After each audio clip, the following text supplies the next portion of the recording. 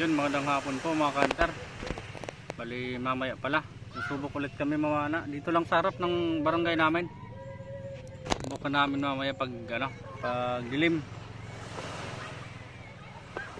Baka sakaling kadali tayo dito sa harap lang. Bali dyan pala yung spot natin mga kantar. Dyan papunta doon sa unahan lang sa medyo laot. Dyan sa medyo laot, galing dyan sa batong yan. Mukha namin kasama yung mga kaninang umaga may nakita ng mga yung grupo ng mga tribal malaki mong talakitok. Baka sakaling machimpuan natin, baka di na umalis dyan sa parting yan. Mamaya pag dilim sisidagan tayo mga kanter kasi malapit lang naman. Yun, mamaya mga kanter, abangan nyo na lang.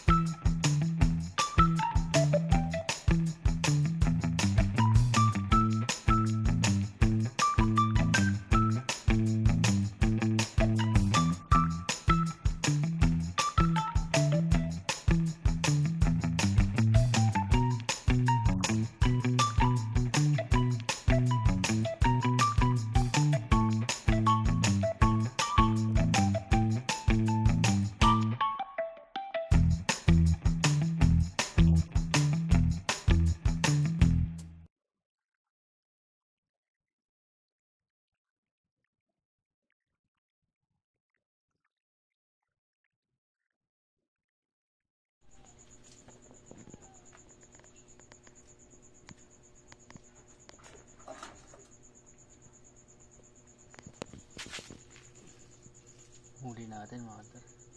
Tulog na kasi. Mga tulog na. Ano?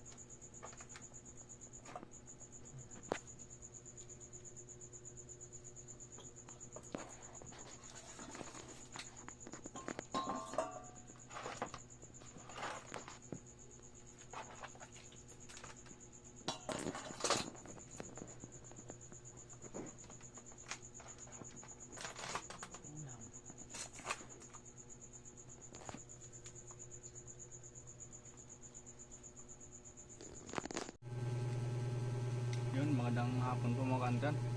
Bali, hapon po ulit tayo nakapag-video kasi inaasikaso tayo pag umaga. Bali, yung huli pala natin kagabi nasa lampas 4 na kilo. Ayos na rin yun, halos 2 oras lang tayo ng lumangoy, umisid. 2 oras lang mga kantar.